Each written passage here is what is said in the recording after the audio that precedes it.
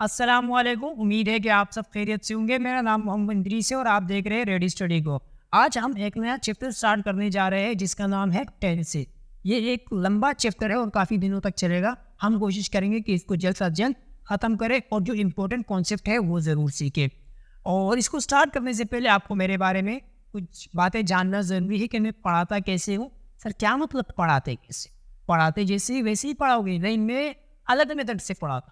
पढ़ाने के दो मेथड होते हैं। सर, पढ़ाने के भी दो मेथड होते हैं? हाँ बेटा, पढ़ाने के दो मेथड होते हैं। एक होता है इंडक्शन, दूसरा होता है डिडक्शन। डिडक्शन और इंडक्शन, ये दो मेथड होते हैं। सर, ये भी बता दें कि इसका मतलब क्या है। अब ये तो कुछ नया कॉन्सेप्ट लग रहा है। बेटा देखो, जो डिडक्शन का मेथड है, आप बचपन से जो पढ़ के आ रहे हो ना, वही डिडक्शन।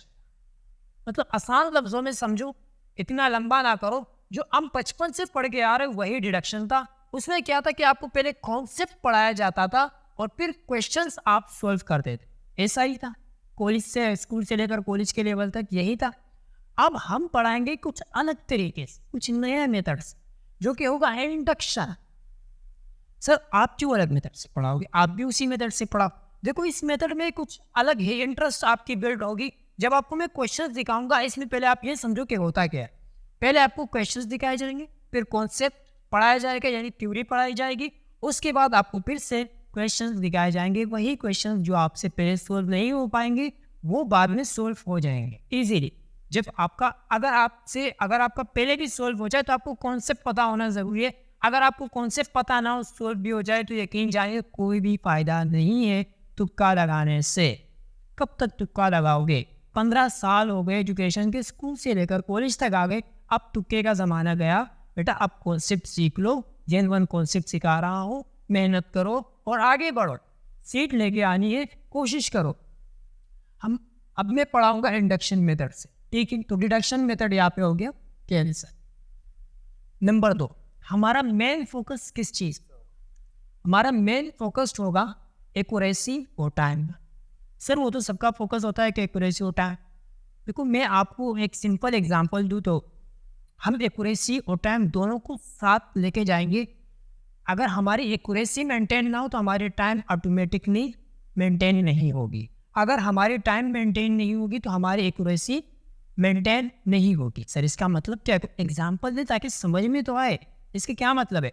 देखो बेटा, अगर आप एक एग्ज़ाम में बैठे हो, हमारे जो यहाँ पे टेस्ट होते हैं या एग्ज़ाम होते हैं तो उसमें हमारे टाइम बहुत शॉर्ट होते हैं। अगर हम 5 मिनट भी मिस कर देना तो हमसे शायद कोई सवाल रह जाए। तो सीन ऐसा, अगर आपको कोई 100 सवाल दे दे, 100 क्वेश्चन दे दे, आपने 25 क्वेश्चन करे 50 मिनट में, बाकी रह गए कितने? आपके कॉन्सेप्ट क्लियर है, आपने बहुत अच्छा पढ़ा है, मैं समझता हूँ कि आपने सारी किताबें पढ़ी है, आपको सब कुछ आता है। रहता कितना है? 50 मिनट में 75 क्वेश्चन।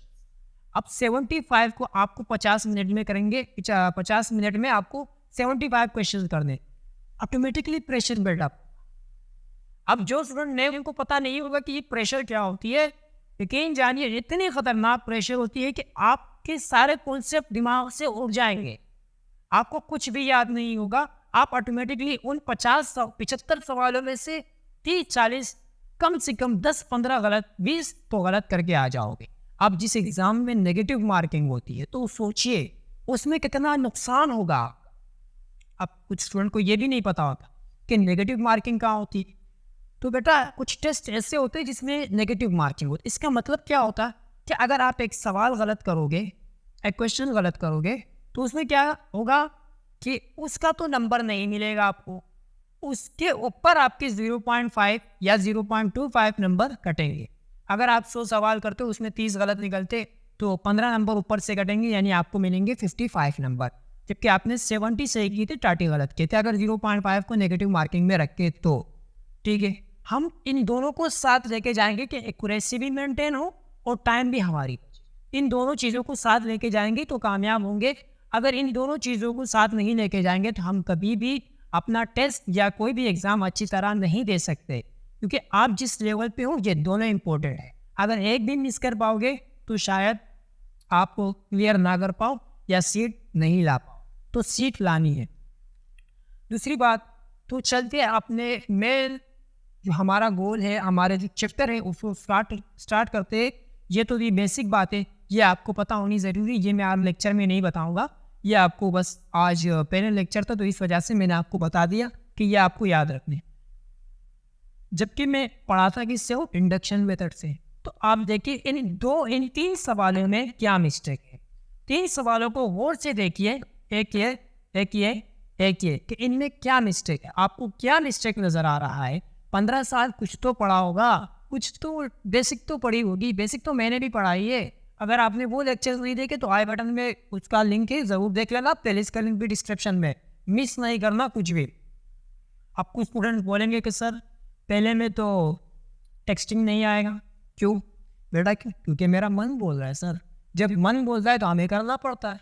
ठीक बात है, कभी कभी मन सही भी बोलता है, मैं मानता हूँ, लेकिन यहाँ सही नहीं बोल रहा बेटा।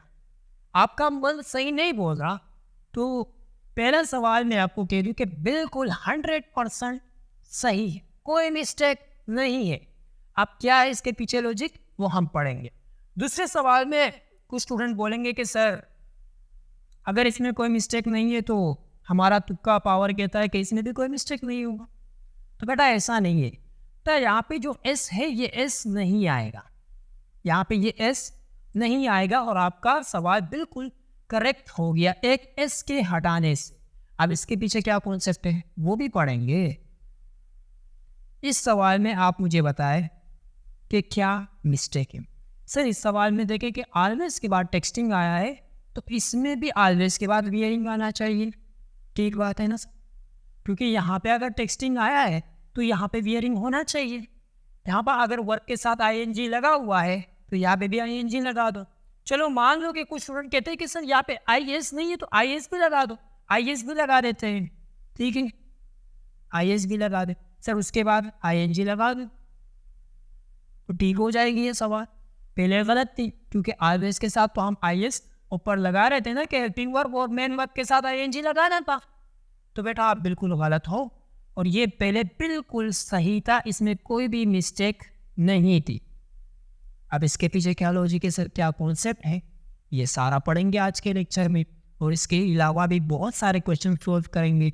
और से आज सिर्फ हम सिंपल प्रेजेंट टेंस पढ़ेंगे जो कि काफ़ी लेंथी है और सबसे बड़ा लेक्चर होगा, लेकिन मेरे कि आपके सारे कॉन्सेप्ट इसमें क्लियर हो जाएंगे।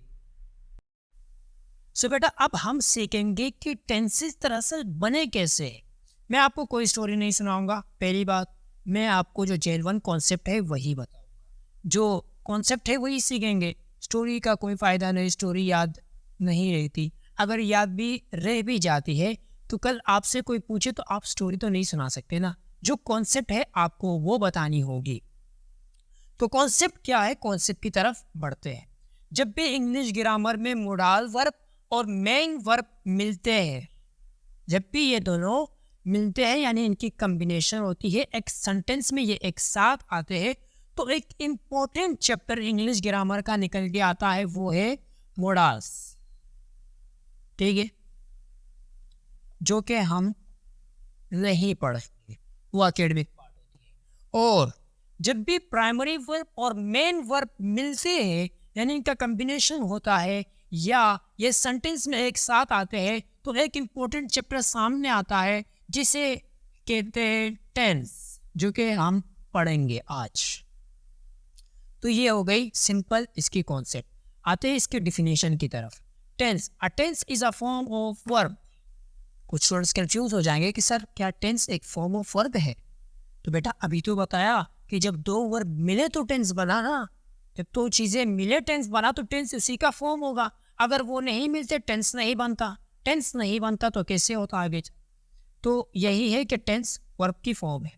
That allows you to express time. इस बात को मैं आपको ऐसे समझाऊं कि अगर हम कोई बात करते हैं तो हम पे हमारे और आपके आसानी के लिए उस काम का टाइम बताना ज़रूरी है, अदरवाइज वो किसी को भी वो बात समझ में नहीं आएगी। तो टेंस में हम यही पढ़ते हैं कि कौन से वर्ब की फॉर्म कौन से टाइम में यूज़ होगा।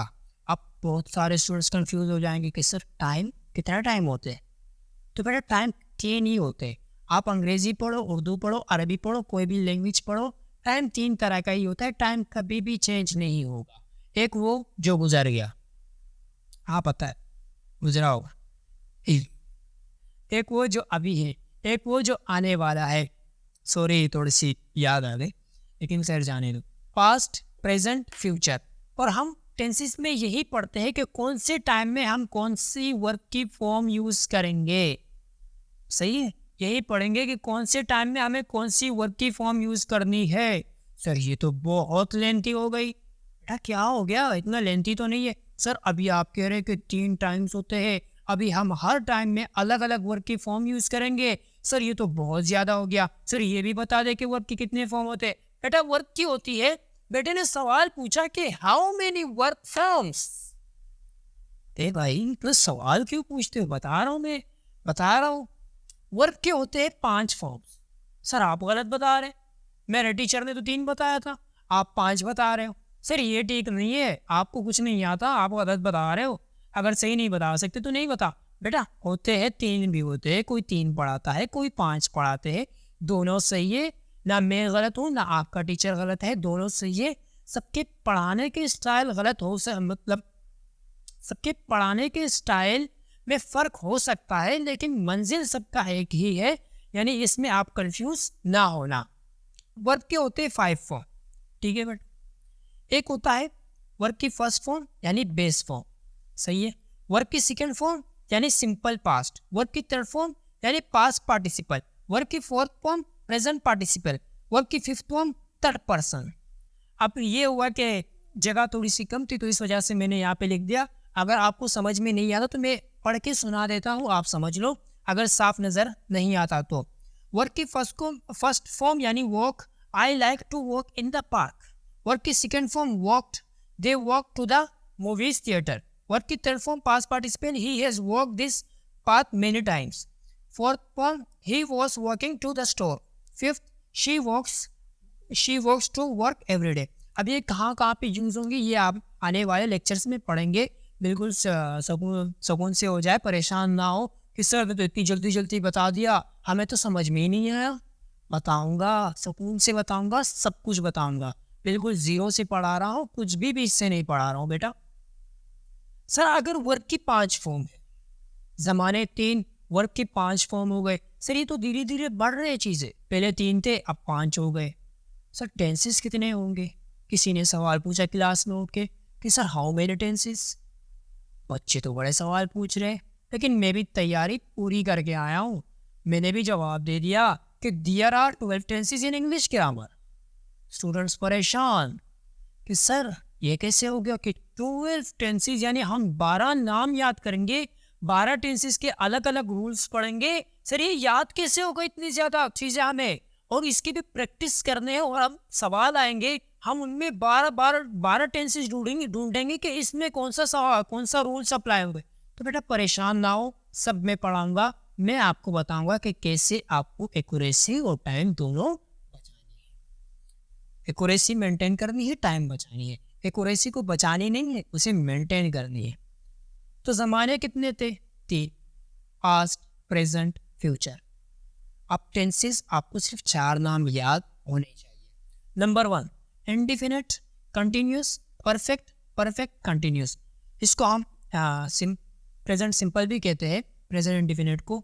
तो बेटा ये होता है ऐसे कि प्रेजेंट आएगा एक दफ़ा इसके साथ, और ये मोस्ट ऑफ द स्टूडेंट्स को पता ही होता है, ठीक है।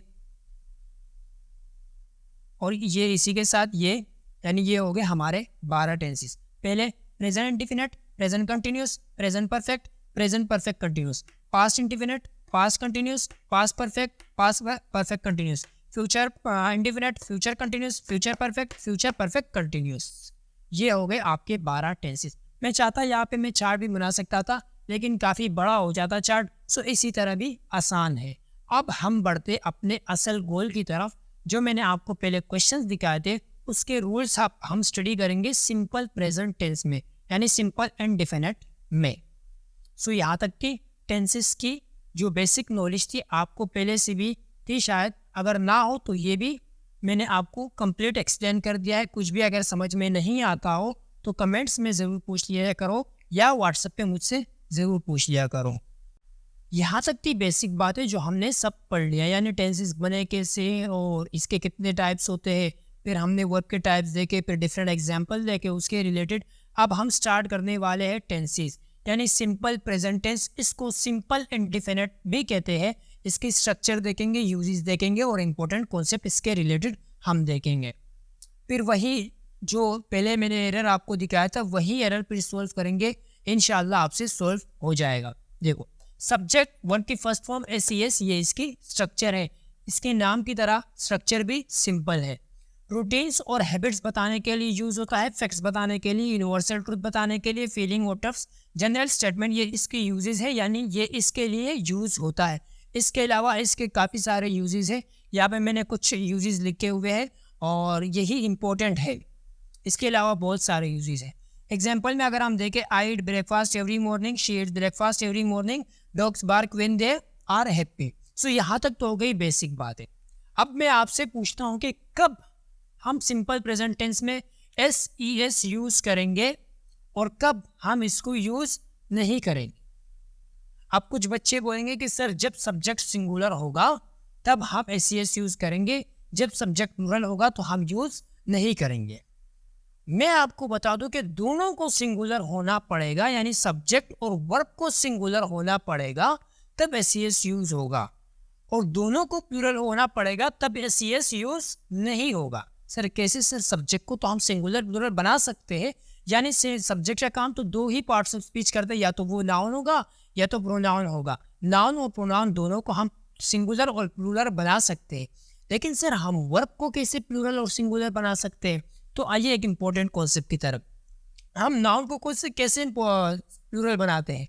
S या ES लगा के, यानी नाउन के साथ अगर हम S या ES लगाए तो नाउन क्या बन जाता है? प्लूरल बन जाता है। कैसे? चेयर के साथ हमने S लगाया, प्लूरल बन गया। बेंच के साथ हमने ES लगाया, बेंचेस, यानी ये भी प्लूरल नाउन बन गया। लेकिन वर्ब के बारे में ये कॉन्सेप्ट थोड़ा सा अलग है, और ये मैंने आपको ऑलरेडी पढ़ा भी दिया था लेक्चर नंबर 5 में ऑलमोस्ट, मुझे ठीक से याद नहीं लेकिन पढ़ा दिया था। यहाँ पे मैं फिर से रिकेप दूंगा।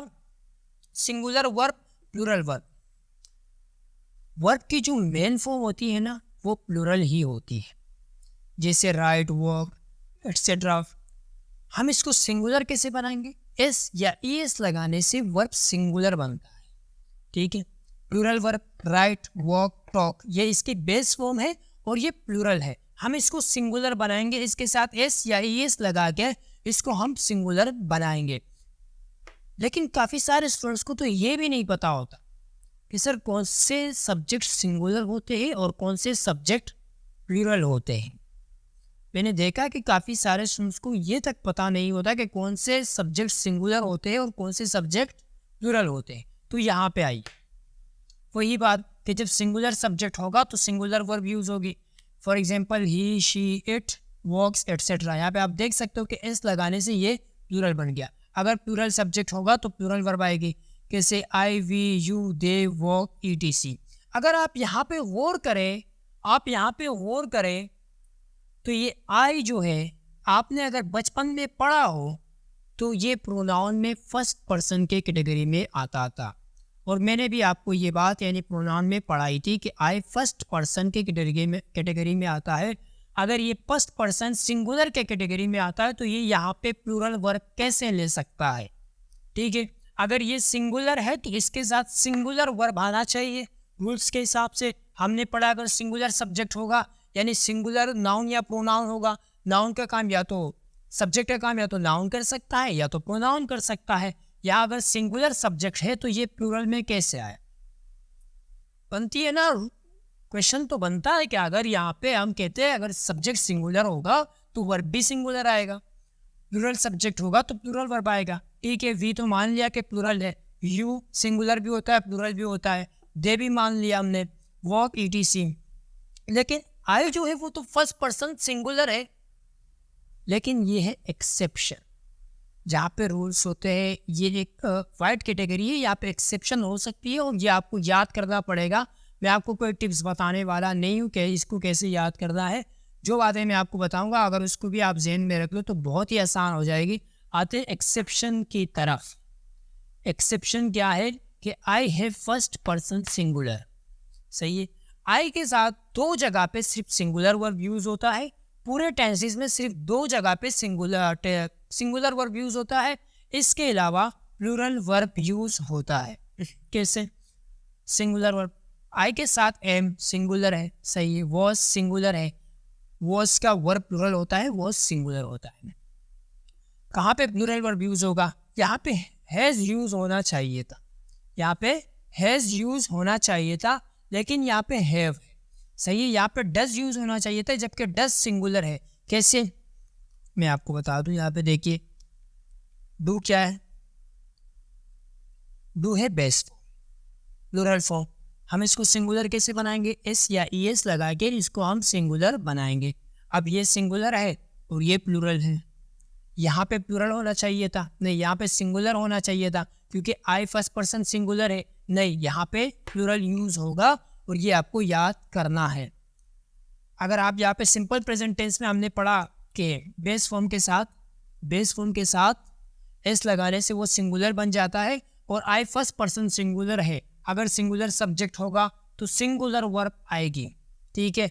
लेकिन यहाँ पे आई के साथ सिंगुलर सब्जेक्ट सिंगुलर वर्ब नहीं आएगी, बल्कि यहाँ पे आई के साथ प्लूरल वर्ब आएगी। ये बात आपको याद रखनी है, और ये मैंने आपको पहले सेंटेंस भी दिखाया था, वहाँ पे यही मिस्टेक थी, और वो सेंटेंसेस मैं आपको फिर से भी दिखा दूंगा। लेकिन फ़िलहाल इसके कुछ और रूल्स है, वो पढ़ते हैं और फिर उसी सेंटेंसेस पे आते हैं और उसको सॉल्व करते हैं। आप आगे बढ़ते हैं और पढ़ते हैं इसके यूजेस, और इसके यूजेस में पहले नंबर पे हम इसके इम्पोर्टेंट यूजेस पढ़ेंगे। इसके काफ़ी सारे यूजेस हैं, मैं आपको पहले बता दूं कि 11-12 यूजेस हैं, लेकिन आपको सब नहीं पढ़ना, जो इम्पोर्टेंट है वो मैं आपको पढ़ा दूंगा। ऑलमोस्ट 3-4 ही इम्पोर्टेंट है, अगर आप पास पेपर्स उठा लो तो इतने ही आप पूछते हैं, इससे ज़्यादा नहीं पूछते। बाकी अगर आपके पास टाइम हो तो आप वैसे पढ़ लेना किसी बुक से, अदरवाइज़ पढ़ने की ज़रूरत नहीं है। अगर पास पेपर में कोई सवाल आया हो तो आप उस रूल्स को देख लीजिएगा ज़रूर। पहला वो यूज़ है हैबिचुअल और रिपीटेड एक्शन के लिए यूज़ होता है। कैसे? They go for a walk every morning, habitual action है, सही है। यहाँ पे अगर आप देखें तो गो कैसा है? गो है प्लूरल, वर्ब की प्लूरल फॉर्म है। इसको सिंगुलर कैसे बनाएंगे? इसके साथ एस या ई एस लगा के क्या बनेगा? गोस। क्या ये यहाँ पे सही है? क्या ये सेंटेंस सही है या नहीं? आप मुझे इतना बताएं, क्या ये सेंटेंस सही है या नहीं? जो बच्चे कहते हैं कि सही है तो मैं उनसे एक सवाल पूछता हूँ कि क्यों सही, और जो बच्चे कहते हैं कि सर नहीं ये सेंटेंस गलत है, तो आप मुझे बताइए कि इसका करेक्ट फॉर्म क्या होगा पहले नंबर सेंटेंस का। सोचिए ज़रा, दिमाग पे जोर डालिए। अभी रूल्स पढ़ा हमने, अभी इससे पहले हमने वही रूल्स पढ़ा कि यहाँ पे कौन सा वर्ब आएगा। तो बेटा मैं आपको अगर बता दूँ तो ये सेंटेंस 100% सही है। क्यों?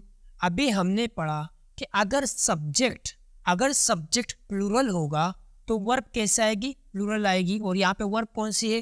प्लूरल है। अगर सिंगुलर फॉर्म इसकी क्या है? सिंगुलर फॉर्म इसकी है गोस, और ये वर्ब कैसी है? प्लूरल है, और ये सेंटेंस बिल्कुल सही है, ठीक है। जो बच्चे कहते थे गलत है तो वो दोबारा से वीडियो देखिए ताकि आपके कॉन्सेप्ट बिल्कुल क्लियर हो जाए। दूसरा नंबर सेंटेंस को पढ़ेंगे, I get up early in the morning. ये सेंटेंस आप मुझे बताएंगे कि क्या ये सेंटेंस 100% सही है या नहीं? जल्दी बताइए, क्या ये सेंटेंस 100% सही है या नहीं? सोचिए, जल्दी सोचिए, इतना टाइम नहीं है, जल्दी सोचिए। शाबाश। मैं आपको बता दूं ये सेंटेंस भी 100% सही है। आपके ज़हन में सवाल आएगा कि सर अभी आप यहाँ बता रहे थे कि अगर प्लूरल सब्जेक्ट होगा तो प्लूरल वर्ब आएगी, सही हमने मान लिया। यहाँ पे तो सब्जेक्ट सिंगुलर है, तो बेटा अभी तो यहाँ पे इतना बड़ा समझा दिया इसका एक्सेप्शन, कि ये एक्सेप्शन है और ये आपको याद करना पड़ेगा। और इसके एग्जाम्पल भी मैंने आपको दी कि जब आई दो जगह पे सिंगुलर होता है, इसके अलावा हर जगह आई कैसा वर्ब लेगा? प्लूरल वर्ब लेगा। कौन सी दो जगह? एम और वाज, ये सिंगुलर वर्ब लेता है, इसके अलावा हर जगह ये प्लूरल वर्ब लेगा। सर क्या ये सिंगुलर है या प्लूरल है ये वर्ब? सो बेटा ये प्लूरल है क्योंकि ये मेन फॉर्म है। इसको सिंगुलर कैसे बनाएंगे? गेट्स, एस लगा के इसको हम सिंगुलर बना देंगे, ठीक है। लेकिन यहाँ पे बिल्कुल सही है ये सेंटेंस भी। तीसरे सेंटेंस में आप मुझे बताएं कि I brush my teeth twice a day, habitual action है और ऑलमोस्ट रिपीटेड भी है। तो आप मुझे बताइए क्या ये सेंटेंस भी 100% सही है। तो आप बिना सोचे कॉन्सेप्ट अप्लाई करें और बताइए जल्दी कि ये सेंटेंस बिल्कुल सही है, क्योंकि आई जो है सर वो सिर्फ 2 जगह में सिंगुलर वर्ब लेता है, बाकी हर जगह में प्लूरल वर्ब लेता है। और ब्रश एक प्लूरल वर्ब है क्योंकि ये मेन फॉर्म है वर्ब की, और ये सेंटेंस भी बिल्कुल 100% सही है। सो यहाँ पे हमने रूल्स पढ़ लिए, यूजेस पढ़ लिए, स्ट्रक्चर पढ़ लिया। अब आते हैं उन्हीं सेंटेंसेस पे जो मैंने आपको सबसे पहले दिखाए थे।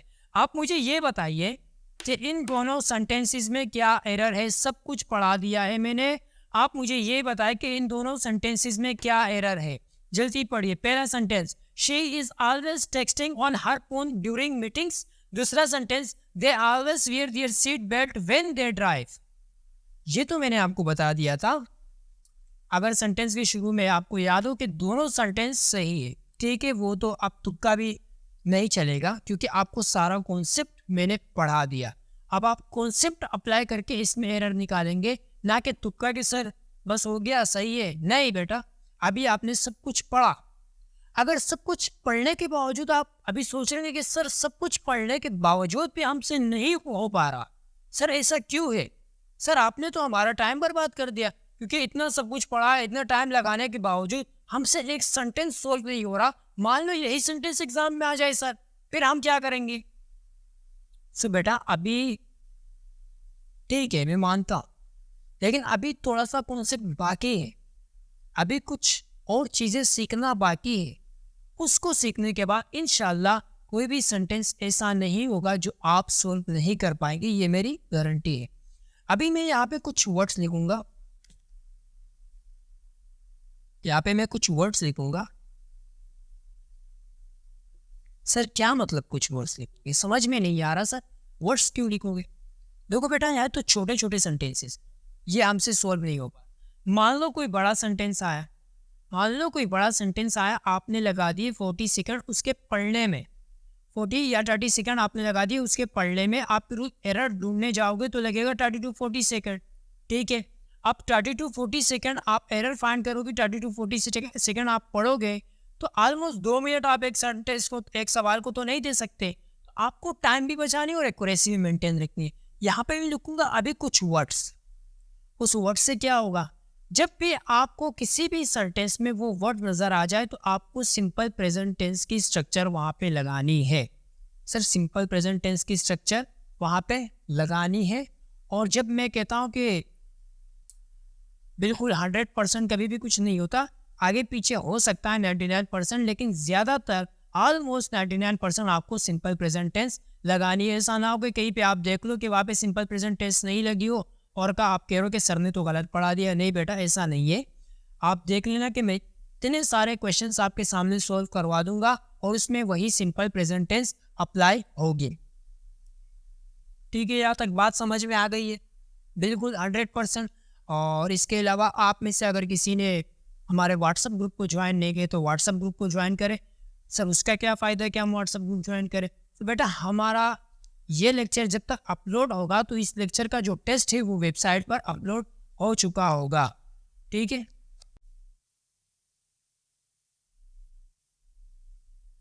बेटा मेरा एक बात याद रखिए कि आज के बाद आपको कभी भी ट्रांसलेशन से एरर फाइंड नहीं करनी। हर हाल में आप कभी भी ट्रांसलेशन से एरर फाइंड नहीं करोगे। कॉन्सेप्ट पढ़ा रहा हूँ, आपको कॉन्सेप्ट से एरर फाइंड करनी है, ना कि ट्रांसलेशन से। ये बात याद रहेगी। अब आते हैं इन वर्ड्स की तरफ। जिन वर्ड्स के बारे में मैं बात कर रहा था कि अगर ये वर्ड्स आपको किसी भी सेंटेंस में नजर आ जाए तो उस सेंटेंस में आपको सिंपल प्रेजेंट टेंस अप्लाई करना है। ये कौन से वर्ड है और ये क्या डिनोट करते हैं और हम सिंपल प्रेजेंट टेंस क्यों लगाएंगे अगर किसी सेंटेंस में ये वर्ड होगा? तो आइए इस सारे सवालात का जवाब मैं आपको देता हूँ। सबसे पहले ये ऐसे वर्ड्स है जो हैबिचुअल एक्शन को डिनोट करते हैं, ठीक है। और हैबिचुअल एक्शन किसके यूजेस है? हैबिचुअल एक्शन में हम कौन सा टेंस अप्लाई करते हैं? Simple present tense. तो ये तो पहला सवाल का जवाब हो गया कि हम इसमें सिंपल प्रेजेंट टेंस क्यों अप्लाई करेंगे। ये सारे वर्ड्स आपको याद कैसे होंगे? इतने सारे वर्ड्स है चलो मान लिया कि आप याद कर भी लेते हो, लेकिन आप रटोगे और कुछ दिन में आप भूल जाओगे, ठीक है, क्योंकि आगे और भी वर्ड्स आने वाले हैं, ऐसे बहुत सारे वर्ड्स होंगे, तो आपको ये सारे वर्ड्स कैसे याद होंगे? ये सारे तो आप भूल जाओगे। तो ये याद होंगे आपको सिर्फ और सिर्फ प्रैक्टिस से। मैं कोशिश करता हूँ मैं बहुत सारे क्वेश्चन यहाँ पे सोल्व करवा दूंगा, लेकिन आप भी मिनिमम 50 to 60 क्वेश्चन सोल्व करें ताकि आपकी प्रैक्टिस बहुत अच्छी हो जाए ऐसे क्वेश्चन पे, और आपसे ये वर्ड भूले ना। रटने की कोशिश मत करना, सिंपल आप प्रैक्टिस करें, ये खुद ब खुद आपको याद हो जाएंगे। Every day, every night, every week, इसमें स्पेस है space. Every month, every year, every evening, every morning, daily, seldom, never, often, occasionally, frequently, usually, generally, hardly, scarcely, rarely, once a day, once a week, once a month, twice a day, twice a week, twice a year। अगर आपको किसी भी sentence में ये words नज़र आ जाए तो आप सिंपल वहाँ पे सिंपल प्रेजेंट टेंस अप्लाई कर, सिंपल प्रेजेंट टेंस का स्ट्रक्चर अप्लाई कर दे। सिंपल प्रेजेंट टेंस का स्ट्रक्चर में यहाँ पे एक दफ़ा फिर से लिख लेता हूँ ताकि जो क्वेश्चंस हम सोल्व कर रहे हैं उसमें आपको आसानी हो। इसमें मैंने वर्ब आपको आइडेंटिफाई मतलब हाईलाइट नहीं किया, उसकी वजह है ताकि आपको थोड़ी सी मुश्किल तो हो, आप सोल्व तो करें। आप वर्ब और सब्जेक्ट ढूंढना मैंने आपको सिखा दिया है कि कैसे हम एक बड़े से बड़े सेंटेंस में हम सब्जेक्ट, वर्ब और ऑब्जेक्ट को फाइंड कर सकते हैं इजीली। सो आपको ये आना चाहिए कि कैसे हम सब्जेक्ट, वर्ब और ऑब्जेक्ट आइडेंटिफाई करते हैं।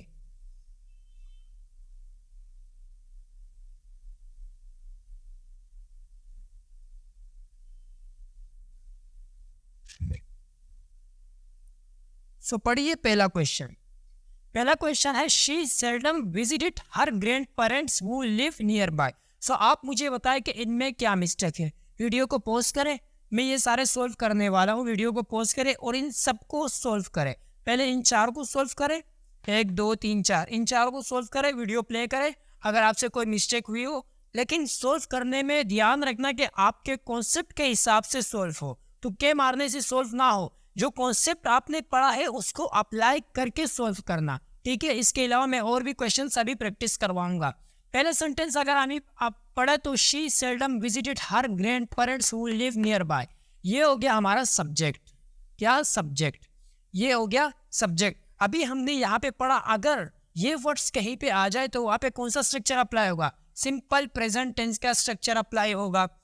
सेल्डम आपको यहाँ पे नजर आ रहा है, seldom okay, never okay, often, occasionally, seldom ये रहा। सो अगर यहाँ पे सेल्डम आया है तो ये वर्ब कौन सा आएगा? यहाँ पे ये है पास्ट फॉर्म यानी सेकंड फॉर्म। यहाँ पे कौन सा फॉर्म आएगा? यहाँ पे आएगा वर्ब के फर्स्ट फॉर्म यानी विजिट। अगर मैं आपसे पूछूं क्या ये विजिट यहाँ पे सही है? सो बेटा ये यहाँ पे सही नहीं है। उसकी रीजन क्या है? जब भी सब्जेक्ट सिंगुलर होगा तो वर्ब भी कैसे आएगा? वर्ब को भी सिंगुलर बनाएंगे। वर्ब सिंगुलर कैसे बनाते हैं? एस या ई एस लगा के, जबकि ये प्लूरल है। तो जब यहाँ पे हम एस लगाएंगे तो ये सेंटेंस आप 100% करेक्ट हो गया। दूसरे सेंटेंस पे आते, ही hardly ever missed his morning workout at the gym. Hardly आपको यहाँ पे नजर आ रहा है, हार्डली यहाँ पे आपको नजर आ रहा होगा, हार्डली। ये हो गया हमारा सब्जेक्ट। सब्जेक्ट कैसा है? सिंगुलर। ये हो गया वर्ब, लेकिन ये तो पास्ट फॉर्म है। हम क्या करेंगे? इसको बनाएंगे मिस। क्या ये सही है?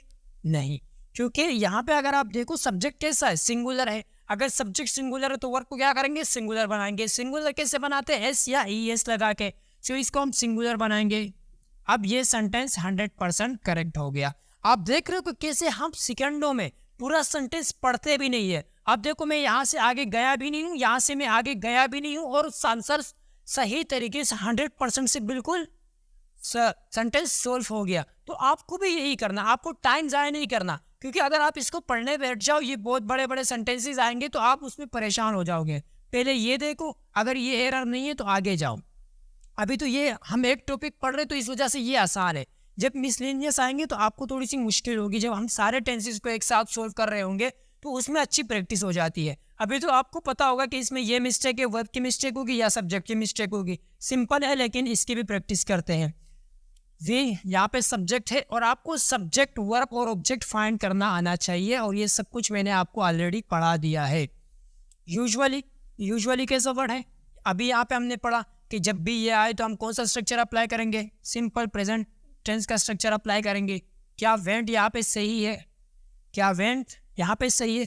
और आप ये भी देख रहे हो कि मैं एक भी सेंटेंस का ट्रांसलेशन नहीं कर रहा, बिना ट्रांसलेशन के मैं सब कुछ कर रहा हूँ, यानी सेंटेंस को सेकंडों में सही कर रहा हूँ। अगर मैं ट्रांसलेशन करने बैठ जाऊँ तो शायद मैं गलत भी कर जाऊँ, क्योंकि अगर आप ट्रांसलेशन करो ना तो ये सही लगेगा, 100% सही लगेगा, क्योंकि इसमें कोई मिस्टेक नज़र ही नहीं आएगी आपको। तो यहाँ पे कौन सा वर्ब आना चाहिए, यहाँ पे आना चाहिए सिंपल प्रेजेंट का, और ये पास्ट है तो यहाँ पे गो सही है या गोज आएगा, यहाँ पे गो सही है या गोज आएगा। मेरा आपसे सवाल है, यहाँ पे गो आएगा या गोज आएगा। सो ये आप मुझे कमेंट में बताएंगे कि यहाँ पे क्या आएगा, ये आप मुझे कमेंट में बताएंगे कि ये सही है या गलत, ठीक है। She frequently forgot to water her plants. She यहाँ पे है सब्जेक्ट, ये हो गया सब्जेक्ट। फ्रीक्वेंटली हमने यहाँ पे पढ़ा कि ये अगर कहीं पे आ जाए तो वहाँ पे सिंपल प्रेजेंट स्ट्रक्चर अप्लाई होगा। क्या फॉरगॉट यहाँ पे सही है, नहीं, फॉरगॉट सेकेंड फॉर्म होती है फॉरगेट की, तो यहाँ पे फॉरगॉट नहीं आएगा बल्कि फॉरगेट आएगा। अगर हम फॉरगेट लगा भी दे तो क्या ये सेंटेंस 100% सही हो गया, नहीं, क्योंकि सब्जेक्ट सिंगुलर है। अगर सब्जेक्ट सिंगुलर होगा तो वर्ब भी कैसे आएगी, सिंगुलर वर्ब आएगी। तो सिंगुलर कैसे बनाते हैं हम, एस लगा के। इसकी प्रैक्टिस आपकी काफ़ी अच्छी होनी चाहिए, ठीक है। इस सेंटेंस पे आओ, आप वीडियो को पॉज करें और इन 5 सेंटेंसेस को सोल्व करें कि आपसे सोल्व हो पा रहे हैं कि नहीं। इंशाल्लाह आपसे सारे सेंटेंसेस उम्मीद है कि सोल्व हो पा रहे होंगे। They went for a walk every evening. Every evening यहाँ पे हमने पढ़ा। अगर किसी सेंटेंस में आए तो वहाँ पे कौन सा स्ट्रक्चर अप्लाई होगा, सिंपल प्रेजेंट स्ट्रक्चर अप्लाई होगा या नहीं, यहाँ पे सिंपल प्रेजेंट स्ट्रक्चर अप्लाई होगा। ये हो गया हमारा सब्जेक्ट और ये हो गया वर्ब। ये वर्ब की कौन सी फॉर्म है, ये वर्ब की सेकेंड फॉर्म है। वर्ब की फॉर्म आपको पता होनी चाहिए और आपको उम्मीद है कि पता भी होगी, ठीक है। वेंट यहाँ पे सही नहीं है, यहाँ पे कौन सा वर्ब आएगा, गो। क्या गो सही है, यहाँ पे गोस क्यों नहीं आ रहा है यहाँ पे, इसकी कॉन्सेप्ट आपको पता होनी चाहिए। ये रटने की बातें नहीं है कि आप रट्टा मारो। यहाँ पे गो क्यों सही है, क्योंकि हमारा सब्जेक्ट कैसा है, प्लूरल है। अगर सब्जेक्ट प्लूरल है तो वर्ब कैसा है, वर्ब भी प्लूरल है। और ये 100% ये भी सही है, ये सेंटेंस भी सही है। इस सेंटेंस की अगर हम बात करें, they usually met at the park every weekend to play football. मुझे पूरा पढ़ने की ज़रूरत भी नहीं है, लेकिन मैं सिर्फ पढ़ के इस वजह से सुना रहा हूँ, अगर कैमरे में सही ना आए नोट्स बनाने के लिए, ताकि आप फिर सुन के सही बना सकूँ, ठीक है। वरना पूरा पढ़ने की ज़रूरत ही नहीं है। मैं यहाँ तक अगर पढ़ूँ तो मुझे समझ में आ गया कि मिस्टेक क्या है, और आपको भी समझ में आ गया होगा कि इसमें मिस्टेक क्या है। क्योंकि यूजुअली हमने यहाँ पे देखा, अगर किसी सेंटेंस में यूजुअली आ जाए ये रहा, तो इसमें हमें कौन सी फॉर्म लगानी है, वर्ब की फर्स्ट फॉर्म। ये मेट कौन सा फॉर्म है, मेट होता है वर्ब की मेट की सेकेंड फॉर्म। तो यहाँ पे कौन सा आएगा, मेट, मेट्स। क्या मेट्स यहाँ पे सही है, मेट्स यहाँ पे सही है, ये हमारा है सब्जेक्ट, ये है सब्जेक्ट। क्या मेट्स यहाँ पे सही है, नहीं, क्यों, क्योंकि सब्जेक्ट तो प्लूरल है और वर्ब भी कैसा आएगा, प्लूरल आएगा। तो इसे हम हटा देंगे और ये सेंटेंस बिल्कुल सही होगा। They often place board games with each other on Sunday evenings. यहाँ पे आप मुझे बताएं कि क्या एरर है, ये भी आप मुझे बताएंगे कमेंट में। और इस सवाल का नंबर है 1 2 3 4 5 6 7। 7 नंबर क्वेश्चन में आप मुझे बताएंगे कि एरर क्या है। 7 नंबर क्वेश्चन आप मुझे कमेंट में बताएंगे कि इसमें एरर क्या है, ठीक है। She scarcely ate junk food because of her diet. Scarcely हमने अभी यहाँ पे पढ़ा, स्कार्सली, अगर स्कार्सली आएगा तो कौन सा स्ट्रक्चर अप्लाई होगा, जल्दी बताइए शाबा, कौन सा स्ट्रक्चर अप्लाई होगा, सामने बैठ के बोलिए, कौन सा स्ट्रक्चर अप्लाई होगा, सिंपल प्रेजेंट टेंस का स्ट्रक्चर अप्लाई होगा। अगर सिंपल प्रेजेंट टेंस का स्ट्रक्चर अप्लाई होगा तो एट यहाँ पे क्या कर रहा है, एट होता है ईट का सेकंड फॉर्म। अगर ईट फर्स्ट फॉर्म है तो यहाँ पे कौन सा आएगा, ईट। क्या ईट सही है, 100% सही है। आप मुझे बताइए क्या ईट सही है, नहीं, क्यों, सब्जेक्ट सिंगुलर है। अगर सब्जेक्ट सिंगुलर है तो वर्ब कैसा आएगा, वर्ब सिंगुलर आएगा। वर्ब को सिंगुलर बनाते कैसे, एस या ई एस लगा के, ठीक है। They hardly ever went out to dinner preferring to cook at home. ये तो बहुत बड़ा सेंटेंस है। अब इसमें मिस्टेक कहाँ पे? परेशान नहीं बेटा, परेशान होना ही नहीं है। आपने देखा हार्डली आया है और ये हमारा सब्जेक्ट है। अगर ये सब्जेक्ट है, वर्ब कौन सा है? वर्ब ये रहा। अगर हार्डली आपको नजर आ गया तो आपको कौन सा स्ट्रक्चर अप्लाई करना है? सिंपल प्रेजेंट टेंस का स्ट्रक्चर अप्लाई कर देना है। क्या यहाँ पे वेंट सही है? नहीं। क्यों? यहाँ पे गो आएगा। वेंट होता है सेकेंड फॉर्म, यहाँ पे हमें क्या चाहिए? First form. क्या गोज कर दूं? गोज नहीं करना, क्योंकि सब्जेक्ट कैसा है? सब्जेक्ट प्लूरल है। अगर सब्जेक्ट प्लूरल है तो वर्ब भी प्लूरल होती है सर, लेकिन यहाँ पे तो वर्ब की बेस फॉर्म है। बेटा बेस फॉर्म ही प्लूरल फॉर्म होती है। हम एस सी एस लगाते हैं तो वो सिंगुलर बन जाता है। ये नाउन के रेसिप्रोकल होते हैं। नाउन के साथ हम एस सी एस लगाते हैं तो वो प्लूरल बन जाता है। इसके साथ हम एस सी एस लगाएंगे तो कैसा बनेगा? सिंगुलर बनेगा। बोलिए, अपने जबान से जरूर बोला करें। तो यहाँ तक हुए कुछ क्वेश्चंस। अब हम सोल्व करेंगे कुछ और क्वेश्चन, और वही क्वेश्चन भी मैं दिखाऊंगा जो पहले हमने सोल्व किए थे। और ये हिस्सा मैं नहीं मिटा रहा, इसकी मेन रीज़न ये है कि आपकी प्रैक्टिस हो जाए और ये आप बार बार देखें और आपके माइंड में बैठे। ठीक है? क्योंकि रटना कुछ भी नहीं, ये रटने वाला सीन ही नहीं है। यहाँ पे आप जितना एक चीज़ को दोबारा रिवाइज करेंगे, इसमें उतना ही अच्छी तरीके से आपको याद होगा। क्योंकि अगर रटना होता तो 15 साल में कुछ ना कुछ तो सीखा होता। ठीक है, तो आगे बढ़ते हैं अभी और कुछ और क्वेश्चन सॉल्व करेंगे इसके साथ, और फिर एक और कॉन्सेप्ट है वो सीखते हैं। आप कुछ और क्वेश्चन सॉल्व करते और फिर उन्हीं क्वेश्चंस पे आते हैं जो मैंने आपको सबसे पहले दिखाया था, जो आपसे सॉल्व नहीं हो पा रहे थे। अभी देखना इंशाल्लाह इसका भी कॉन्सेप्ट आपका क्लियर हो जाएगा। सो पहले क्वेश्चन में देखते हैं कि he usually finish his work before the deadline. क्या ये सही है या नहीं? ये हो गया हमारा सब्जेक्ट। सब्जेक्ट कैसा है? सिंगुलर। अगर सब्जेक्ट सिंगुलर है तो वर्ब भी कैसे आएगी? सिंगुलर। क्या ये वर्ब सिंगुलर है या नहीं?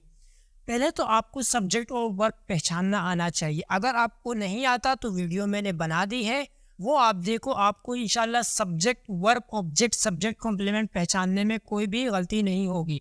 ये है वर्ब, सही है, ये है वर्ब। क्या ये वर्ब सिंगुलर है या प्लूरल है? ये बेस फॉर्म है। और बेस फॉर्म कैसे होती है? बेस फॉर्म होती है प्लूरल। सो सिंगुलर इसको बनाएंगे। सिंगुलर कैसे बनाएंगे? इसके साथ एस या ई एस लगा के। ठीक है, ये हो गया सिंगुलर। और अब ये सेंटेंस बिल्कुल करेक्ट हो गया। क्यों? सब्जेक्ट सिंगुलर था, वर्ब को ही सिर्फ सिंगुलर बनाना था। कभी कभार हम इसको फाइंड नहीं कर पाते, इस वजह से मैंने आपको ये भी प्रैक्टिस में करवा दिया। यानी बहुत आसान सवाल था लेकिन इसको कराना ज़रूरी था। इसमें देखिए, ये हो गया हमारा सब्जेक्ट कैसा है? प्लूरल है। आपको ये पता होना चाहिए कि कौन से सब्जेक्ट प्लूरल है और कौन से सब्जेक्ट सिंगुलर है। वी जनरली, क्या आपको यहाँ पे जनरली नजर आ रहा है कहीं पे? ढूंढिए, क्या आपको यहाँ पे कहीं पे जनरली नजर आ रहा है? जनरली, हाँ ये रहा। अगर जनरली है तो यहाँ पे कौन सा स्ट्रक्चर अप्लाई होगा? सिंपल प्रेजेंट का स्ट्रक्चर अप्लाई होगा। हाँ अप्लाई होगा। We generally go for a walk after dinner to digest our food. क्या ये सेंटेंस सही है? हाँ। आप देखो कैसे, वर्ब कैसा है? वर्ब प्लूरल है। सब्जेक्ट कैसा है? सब्जेक्ट प्लूरल है। तो इसमें कोई मिस्टेक नहीं है। ये सेंटेंस कैसा है? 100% सही है। नो एरर वाले सेंटेंस भी होने चाहिए, क्योंकि इसमें क्या होगा कि आपके कॉन्सेप्ट और इसके लिए बहुत ही ज़्यादा कॉन्फिडेंस चाहिए। एरर फाइंड करना आसान है, लेकिन नो एरर पर टिक करना बहुत ही ज़्यादा कॉन्फिडेंस वाला बंदा कर सकता है। हर कोई नहीं कर सकता, क्योंकि वो ढूंढने लगेगा कि हाँ इसमें कोई ना कोई मिस्टेक तो ज़रूर होगी। अगर आप में कॉन्फिडेंस है और आपने अच्छी तरह पढ़ा है और आपका कॉन्सेप्ट क्लियर है तो आप नो एरर पर टिक करके आगे चले जाओगे। She scarcely eat junk food because of her diet. क्या ये सेंटेंस सही है? नहीं। क्यों? सब्जेक्ट सिंगुलर है तो वर्ब कैसे आएगा? वर्ब भी सिंगुलर आएगा। सिंगुलर बनाने के लिए हम क्या करते हैं? यहाँ पर सिंपल एस लगाएंगे। अब ये सेंटेंस बिल्कुल सही हो गया। सो मैंने आपकी बहुत सारे क्वेश्चन की प्रैक्टिस करवा दी। इसके अलावा वेबसाइट पे इसका टेस्ट भी अपलोड हो जाएगी, और जब सिंपल प्रेजेंट टेंस की वीडियो आपको मिलेगी तब तक शायद टेस्ट अपलोड हो गया होगा। और मैं आपको एक और बात बता दूँ, टेलीग्राम चैनल ज्वाइन कर दो, व्हाट्सएप ग्रुप भी ज्वाइन करो। इससे क्या होगा कि आपको तो एक टेस्ट लिंक डायरेक्टली मिलेगी। अगर आपको ज्वाइन नहीं करना चाहते तो आप नीचे वेबसाइट में दिए गए लिंक से आप वेबसाइट में जाके टेस्ट अटेम्प्ट कर सकते हो। उससे पहले आपको रजिस्टर होना पड़ेगा। अगर आपको कोई भी परेशानी आती है रजिस्टर होने में, आप मुझसे व्हाट्सएप पे या कमेंट में पूछ सकते हो। मैं आपको वो मेथड बता दूंगा कि कैसे रजिस्टर करना है। व्हाट्सएप ग्रुप पे हम वीडियो सेंड करते हैं। आप अच्छा होगा कि आप व्हाट्सएप ग्रुप या टेलीग्राम चैनल ज्वाइन करके उस पर आपको एक वीडियो मिल जाएगी रजिस्ट्रेशन प्रोसेस की, कि आपको वेबसाइट पे रजिस्टर कैसे होना है। आपकी बहुत अच्छी प्रैक्टिस हो जाएगी। इसके रिलेटेड मैं 30-40 क्वेश्चन का एक टेस्ट बनाऊंगा सिंपल प्रेजेंट टेंस का, और उसमें आपकी काफ़ी अच्छी प्रैक्टिस हो जाएगी। और इसके अलावा बहुत सारे क्वेश्चन होंगे और बहुत सारे कॉन्सेप्ट आपको और भी सीखने को मिलेंगे वहाँ पे। अब आते हैं उन क्वेश्चंस पे जो हमसे पहले सॉल्व नहीं हो पा रहे थे। अब देखते हैं कि क्या सॉल्व हो पा रहे हैं या नहीं। She always takes on her phone during meetings. ये उसकी हैबिट है, क्योंकि हमेशा करती है। अगर कोई चीज़ हमेशा करती तो क्या होती है? हैबिट्स होती है। और अभी हमने पढ़ा अगर कोई चीज़ किसी की हैबिट हो तो वहाँ पे कौन सा स्ट्रक्चर अप्लाई होगा उस सेंटेंस में? वहाँ पे सिंपल प्रेजेंट टेंस का स्ट्रक्चर अप्लाई होगा। यहाँ पे अगर आप देखो शी सिंगुलर है, सब्जेक्ट वर्ब कैसा है? वर्ब यहाँ पे प्लूरल है, क्यों? बेस फॉर्म है। अब अगर मैं यहाँ पे एस लगा दूँ तो क्या ये सेंटेंस 100% करेक्ट हो जाएगा? कुछ स्टूडेंट कहेंगे कि यस सर। क्यों? क्योंकि अगर आप देखो सब्जेक्ट सिंगुलर है और हमने वर्ब को भी सिंगुलर बना दिया, सेंटेंस बिल्कुल सही है। नहीं बेटा, आप गलत हो। क्यों? आपको इन वर्ड्स में ऑलवेज नजर आ रहा है? Every day, every night, every week, every month, every year, every evening, every morning, daily, seldom, never, often, occasionally, frequently, usually, generally, hardly, scarcely, rarely, once a day, once a week, once a month, twice a day, twice a week, twice a year. Sir आप भूल गए हो यहाँ पे always लिखना। नहीं बेटा, मैं भूला नहीं हूँ। ऑलवेज का दरअसल एक अलग ही कॉन्सेप्ट है और वो मैं आपको समझाऊंगा। लेकिन आप पहले यहाँ देखिए कि ऑलवेज इन वर्ड्स में नहीं है। अगर इन वर्ड्स में ऑलवेज नहीं है तो यहाँ पे ये स्ट्रक्चर भी अप्लाई नहीं होगा। यहाँ पे कौन सा स्ट्रक्चर अप्लाई होगा? अगर आप ऐसे करोगे कि एस लगा दोगे और सोचोगे कि ये सेंटेंस बिल्कुल करेक्ट हो गया तो आप गलत हो। वो क्यों? उसका कॉन्सेप्ट अभी पढ़ेंगे। ये कैसे सही होगा? यहाँ पे आएगा इज और यहाँ पे आएगा ING, यानी सिंपल प्रेजेंट कंटिन्यूस का स्ट्रक्चर अप्लाई होगा। प्रेजेंट कंटिन्यूस का स्ट्रक्चर आपको याद होगा कि सब्जेक्ट वर्ब के फर्स्ट फॉर्म प्लस ING लगती है वहाँ पे, यानी subject helping verb base form के साथ ING हम लगाते हैं। He is always drinking coffee in the morning. अगर हम इस सेंटेंस के हिसाब से बात करें ना तो ये सेंटेंस 100% करेक्ट है। कुछ स्टूडेंट्स को लगा भी होगा कि ये सेंटेंस बिल्कुल करेक्ट है, बिल्कुल कोई मिस्टेक नहीं है। क्यों? यहाँ पे देखो सब्जेक्ट सिंगुलर है, यहाँ पे हेल्पिंग वर्ब, यहाँ पे भी हेल्पिंग वर्ब, ऑलवेज ड्रिंकिंग, क्योंकि हेल्पिंग वर्ब के बाद हम क्या करते हैं? बेस फॉर्म के साथ हम ING लगाते हैं। प्रेजेंट कंटिन्यूस का स्ट्रक्चर है, लेकिन ये सेंटेंस करेक्ट नहीं है। क्यों? आप कॉन्सेप्ट पढ़ेंगे इसका भी कि ये करेक्ट क्यों नहीं है। यहाँ पे ना तो इज आएगा और ना यहाँ पे ING आएगा। अब ये सेंटेंस करेक्ट हो गया? नहीं। क्यों? सब्जेक्ट सिंगुलर है। अगर सब्जेक्ट सिंगुलर है तो वर्ब कैसे आएगा? वर्ब भी सिंगुलर आएगा। वर्ब को सिंगुलर बनाना पड़ता है, होता नहीं है। हम इसको सिंगुलर कैसे बनाएंगे? एस लगा के। अब ये सेंटेंस बिल्कुल 100% करेक्ट हो गया। इस सेंटेंस में आप मुझे बताइए कि क्या एरर है? They always here there seat belts when they drive. ये मैंने आपको पहले भी दिखाया था। एक ये वाला क्वेश्चन था, एक ये वाला क्वेश्चन था। इस सेंटेंस में कोई भी एरर नहीं है और क्यों नहीं है इसकी कॉन्सेप्ट अब हम पढ़ेंगे। सो यहाँ तो हो गई, इसकी प्रैक्टिस हो गई। अब ऑलवेज की कॉन्सेप्ट पढ़ते और फिर आगे बढ़ते और यूजेस की तरफ।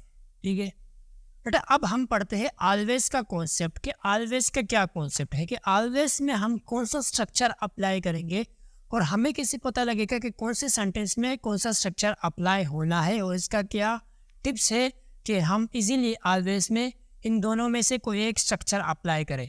पहले ये समझे कि क्या होता है ऑलवेज का स्ट्रक्चर अप्लाई करने का प्रोसेस। अगर ऑलवेज एक ऐसे सेंटेंस में यूज हो जो हैबिट बताती हो, वहाँ पे हम सिंपल प्रेजेंट टेंस का स्ट्रक्चर अप्लाई करते हैं।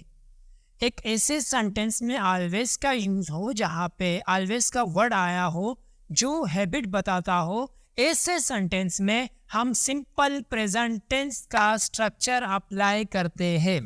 ठीक है। इरिटेशन, अगर ऐसे सेंटेंस में ऑलवेज का वर्ड आया हो जो इरिटेशन यानी इरिटेट करता हो, चिड़चिड़ाहट होती हो उस सेंटेंस में, तो ऐसे सेंटेंस में आप कौन सा स्ट्रक्चर अप्लाई करते हैं? प्रेजेंट कंटिन्यूस का स्ट्रक्चर अप्लाई करते हैं। उसका स्ट्रक्चर क्या होता है? सब्जेक्ट प्लस बी यानी बी, ये होता है बी। इस बी का मतलब होता है इस MR, ये बी की फॉर्म होते हैं। इस MR प्लस वर्ब की फर्स्ट फॉर्म के साथ ING। अगर किसी सेंटेंस में ऑलवेज का यूज हो और वो हैबिट बताती हो तो ऐसे सेंटेंस में हम सिंपल प्रेजेंट टेंस का स्ट्रक्चर अप्लाई करेंगे। और अगर ऐसे सेंटेंस में यूज़ हो जो कि इरिटेटेड हो, यानी चिड़चिड़ाहट हो उसमें, और वो इरिटेशन पैदा कर रही हो, तो ऐसे सेंटेंस में हम कौन सा स्ट्रक्चर अप्लाई करेंगे? प्रेजेंट कंटिन्यूस स्ट्रक्चर अप्लाई करेंगे। यहाँ पे आइए एग्जाम्पल पे, they always wear there seat belt when they drive. ये हो गया हमारा सब्जेक्ट और ये हो गया वर्ब। सब्जेक्ट भी प्लूरल है, वर्ब भी प्लूरल है, और ये सेंटेंस 100% करेक्ट है। ठीक है, यहाँ पे ये स्ट्रक्चर अप्लाई क्यों हुआ? क्योंकि ये एक हैबिट बता रही है, इसमें कोई भी चिड़चिड़ापन नहीं है। अगर आप यहाँ पे देखो, सीट बेल्ट पहनना एक हैबिट है, ना कि इरिटेशन है। आप यहाँ पे आइए इस सेंटेंस में, they are always complaining about weather, यानी वो आज भी करता है, कल भी करता है, मौसम के बारे में बार बार कंप्लेन करता है।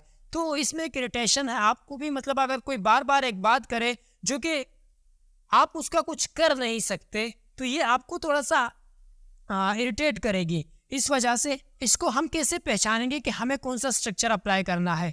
तो हम इससे पहचानेंगे सेंस से, कि कौन से सेंटेंस में कौन सा सेंस हमें फील होता है। इस सेंटेंस में हमें फील होता है कि इसमें इरिटेशन है, जबकि इसमें फील नहीं होता, ये एक हैबिट है। अब हम कुछ क्वेश्चंस की प्रैक्टिस भी करेंगे, वहाँ पे भी आपका जो कॉन्सेप्ट है वो बिल्कुल क्लियर हो जाएगा।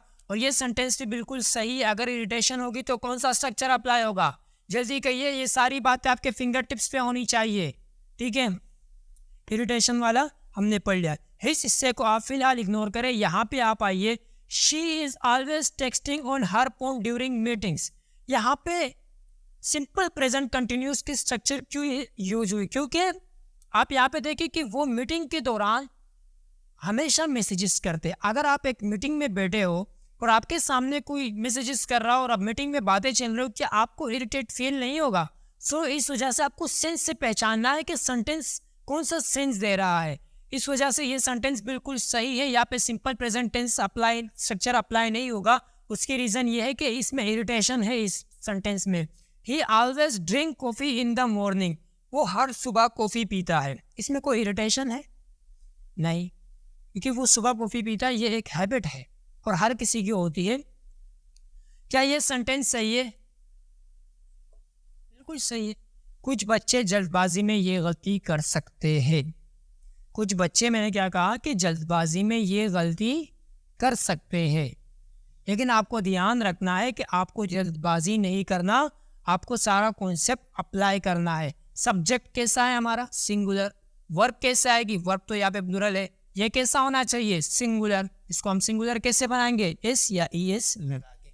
अब ये सेंटेंस बिल्कुल सही हो गया। ये वर्ब जो है वो आप सिंगुलर हो गया। ठीक है, they always wear there seat belts when they drive. इस सेंटेंस में कोई भी एरर नहीं है और ना ही शुरू से एरर था, बस कॉन्सेप्ट यही था। क्योंकि ये हैबिट बता रहा है, इस वजह से प्रेजेंट सिंपल प्रेजेंट का स्ट्रक्चर अप्लाई हो रहा है, और ये इरिटेशन बता रहे हैं, इस वजह से सिंपल प्रेजेंट कंटिन्यूस का स्ट्रक्चर अप्लाई हो रहा है और हम यूज़ कर रहे हैं। अगर आपको कोई भी प्रॉब्लम हो इसमें, अगर आपको कोई भी बात समझ में नहीं आया हो, तो आप मुझसे पूछ सकते हो और उम्मीद है कि मैं आपको जवाब भी दूंगा। अब आते हैं इस हिस्से वाले में। नेक्स्ट कॉन्सेप्ट को पढ़ाने से पहले मैं आपको उसके कुछ क्वेश्चंस दिखा रहा हूँ। आप इसमें देखिए कि क्या एरर है। आप इसमें देखिए, पहला सवाल है कि many people thinks that the sun revolves around the earth, the gravitational force pull down everything. आप इन दोनों सवालों को गौर से पढ़ें, वीडियो को पॉज करें और देखें कि इसमें क्या एरर है। आपको कोई एरर नज़र आ रहा है? ठीक है, मुझे उम्मीद है कि आपने एरर फाइंड कर लिया होगा। अगर नहीं भी किया तो अब आपको पता चल जाएगा कि इसकी कॉन्सेप्ट क्या है। मैनी पीपल थिंक्स, यहाँ पे थिंक्स नहीं आएगा, क्या आएगा वह हम आगे देखेंगे। That the sun revolves around the sun, ये भी नहीं आएगा। ठीक है, द ग्रेविटेशनल फोर्स पुल, इसमें तो आप बता सकते हैं कि क्या एरर है। ठीक है, इस सेंटेंस में आप मुझे बता सकते हैं कि क्या एरर है, और वो अब आगे हम पढ़ेंगे। इसकी जो कॉन्सेप्ट है वो अब हम डिस्कस करेंगे, और इसके अलावा एक दो यूजेस और है उसको डिस्कस करेंगे, और फिर सिंपल प्रेजेंट टेंस को वाइंड अप कर देंगे। इतना काफ़ी, इससे बाहर कुछ भी नहीं आएगा। जितना मैंने पढ़ाया ये मोर देन इनफ है, और बहुत सारे यूजेस और बहुत सारे रूल्स मैंने पढ़ाए। अब कुछ रूल्स और कॉन्सेप्ट बाकी है, इंशाल्लाह उसके बाद हमारा सिंपल प्रेजेंट टेंस कंप्लीट हो जाएगा। स्टूडेंट्स, अब हम पढ़ेंगे सिंपल प्रेजेंट टेंस का एक और यूज। पहले हमने पढ़ा है हैबिचुअल एक्शंस और रिपीटेड एक्शंस, अब हम पढ़ते हैं यूनिवर्सल ट्रूथ और फैक्ट्स। ऐसे एक्शंस ना, यानी ऐसे बातें जो हमेशा सच होती है, उसे हम यूनिवर्सल ट्रूथ और फैक्ट्स। इसमें भी सिंपल प्रेजेंट टेंस का स्ट्रक्चर अप्लाई होता है, यानी इसमें भी सब्जेक्ट प्लस वर्ब की फर्स्ट फॉर्म प्लस एस वाला स्ट्रक्चर ही अप्लाई होगा, इसमें कोई और स्ट्रक्चर अप्लाई नहीं होगा। इसके एग्जाम्पल हैं the sun rises in the east, the earth revolves around the sun. यहाँ पे आप देखिए कि हमारा जो सब्जेक्ट है वो कैसा है, सिंगुलर। वर्ब कैसा है, सिंगुलर, सही है। सब्जेक्ट कैसा है, सिंगुलर। वर्ब कैसा है, सिंगुलर। ठीक है, यहाँ तक तो आपको कोई भी परेशानी नहीं हुई होगी।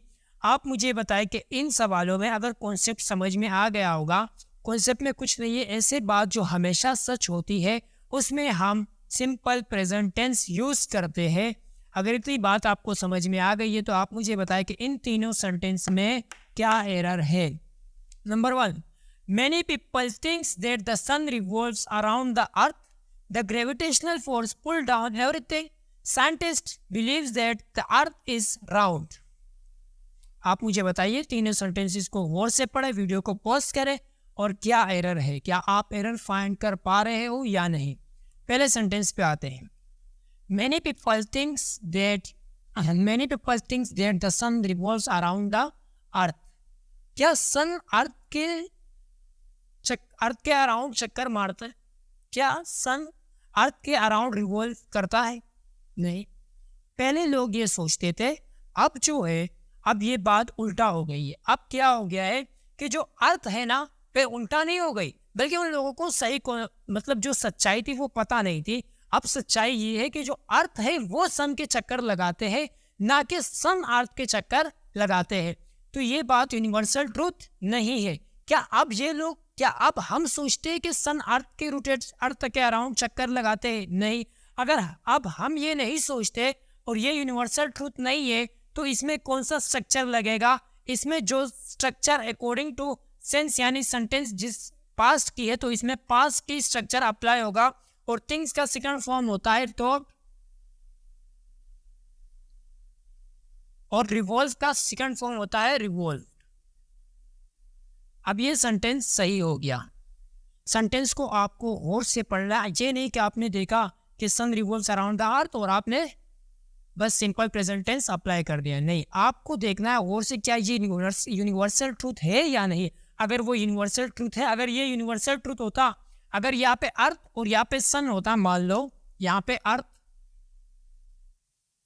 और यहाँ पे सन होता, तो इस सेंटेंस में कोई भी एरर नहीं था, कोई भी एरर नहीं था। ये सेंटेंस पहले जैसे थी वैसे सही थी।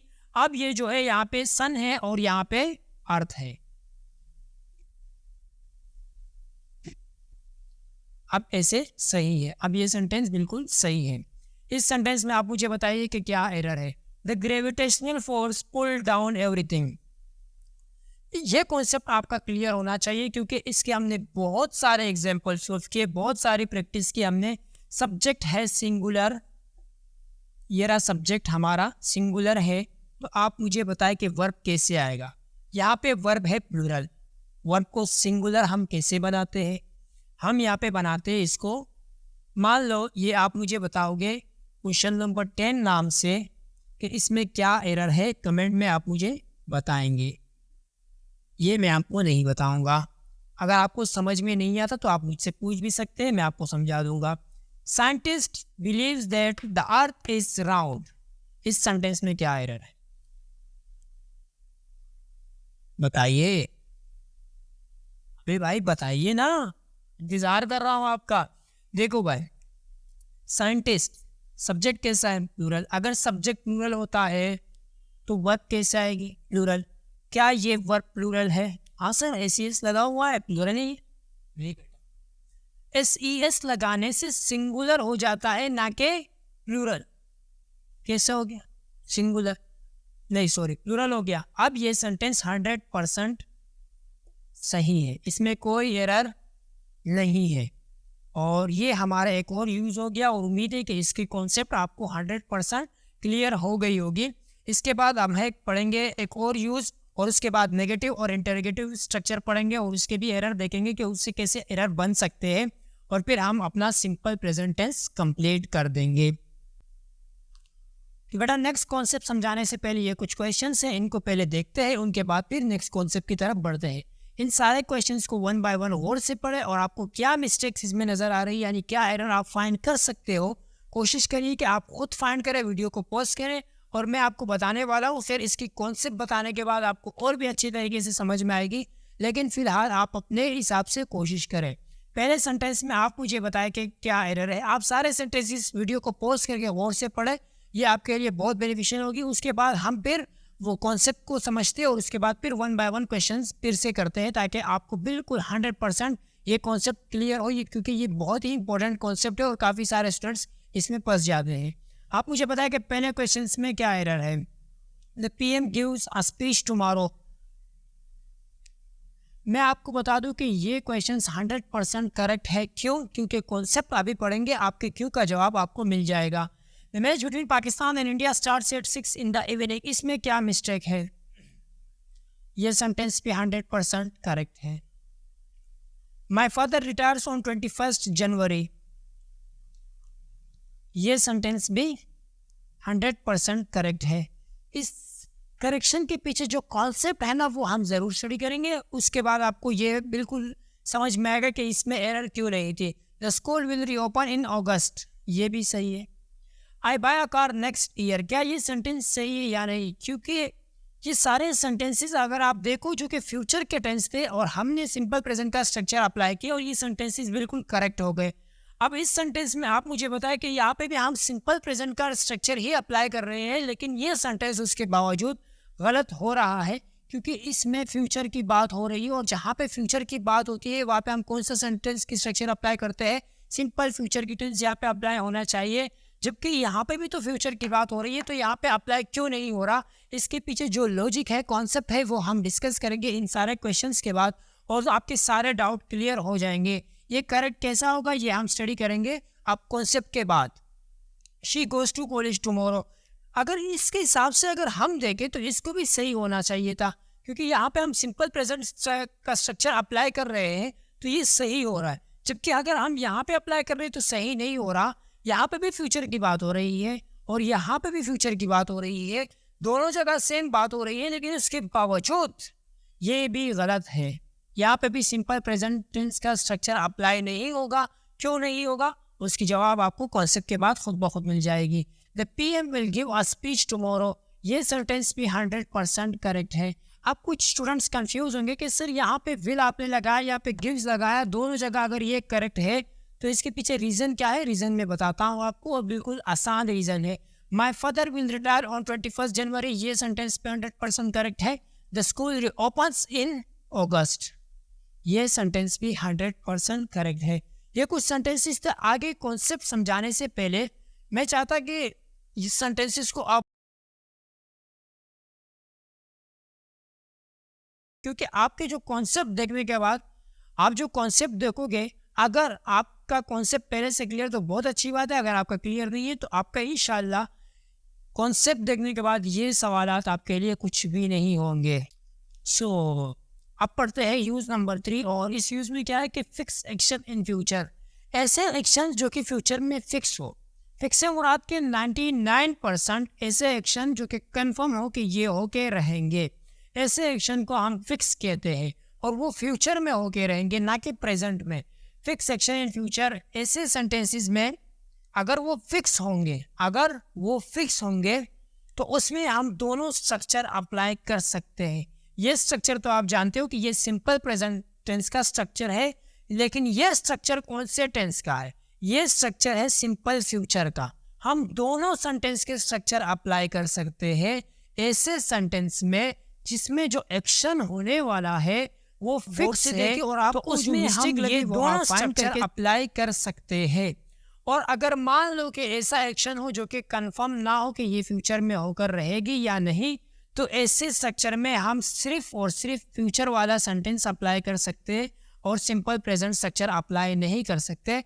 मिसाल के तौर पर मैं आपको एक आसान मिसाल देता हूँ कि मान लो कि कल कल नहीं 4-5 दिन बाद यानी 26 तारीख को आपका एग्ज़ाम होने वाला है। बोर्ड वालों ने एक शेड्यूल जारी कर दी।